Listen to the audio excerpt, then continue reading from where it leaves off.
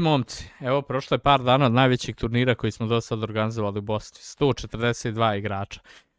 Iskoristio priliku samo da se zahvalim svima koji su bili dio ove priče, posebno igračima koji su doputovali iz drugih zemalja. Bilo je tu igrača iz Njemačke, Austrije, Hrvatske, Srbije, Slovenije, da ne zaboravim nekog.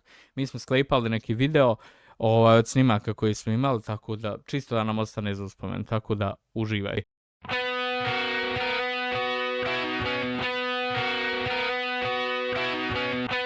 And Judge Glenn and I have been in this game for more than 15 years, both as players, judges, and organizers.